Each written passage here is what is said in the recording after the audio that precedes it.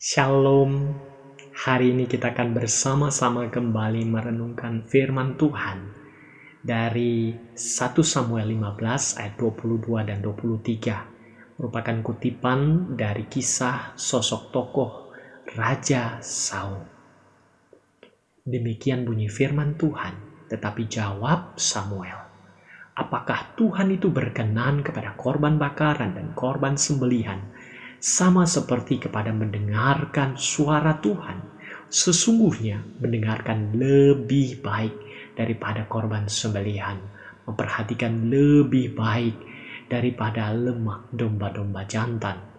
Sebab pendurhakaan adalah sama seperti dosa bertenung, dan kedegilan adalah sama seperti menyembah berhala dan terafim. Karena engkau telah menolak firman Tuhan, maka ia telah menolak engkau sebagai raja."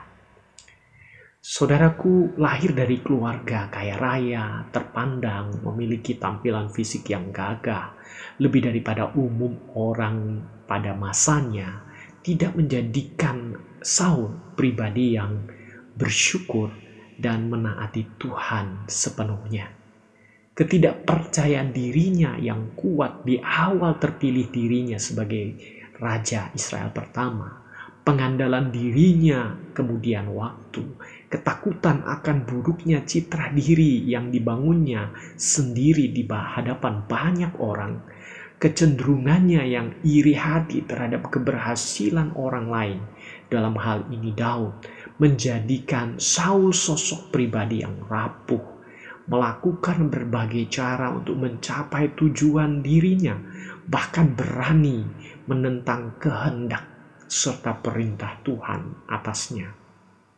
Semua dimulai dari anugerah Tuhan yang menghadirkannya sebagai anak muda yang bertumbuh dari keluarga terhormat, sekalipun keluarga itu merupakan keluarga dari suku ke-12, dari sub-suku terkecil, dan kemudian dipilih dan ditetapkan Tuhan menjadi raja pertama Israel sesuai pilihan rakyat Israel dalam masa transisi sistem teokrasi, di mana Allah memimpin Israel secara langsung menjadi monarki, di mana raja Israel dari pilihan rakyat Israel itu ditetapkan Allah untuk memimpin Israel.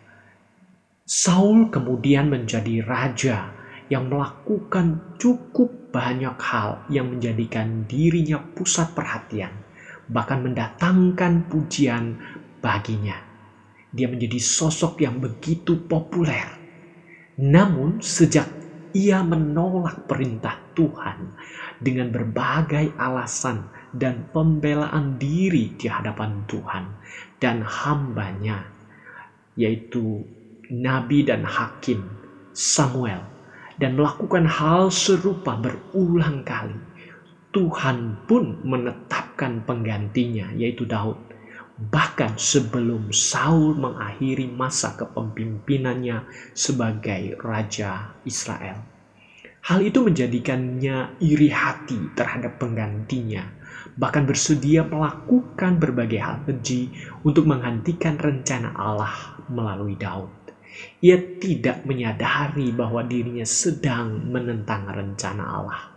Ia tidak saja kehilangan tahta itu, tetapi juga hal yang paling penting dan berharga yang tidak disadarinya, yaitu kehadiran Allah dan penyertaannya atas hidupnya.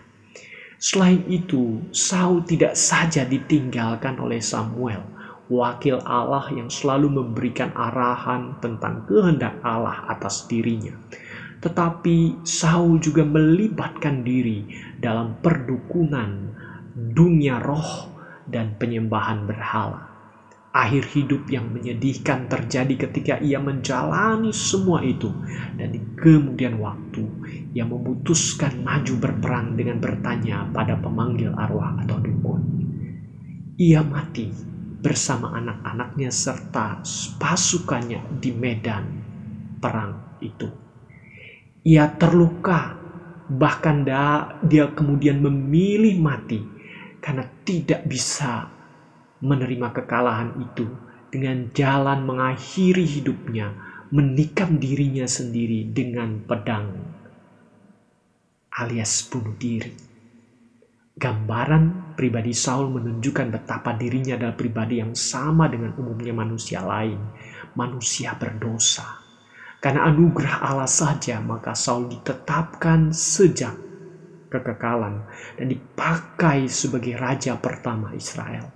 Namun karena kekerasan hati dan kurangnya imannya kepada Tuhan, menjadikannya bukan saja menjauhi Tuhan, melainkan menjalani hidup dengan pilihan-pilihannya, dengan cara-caranya sendiri.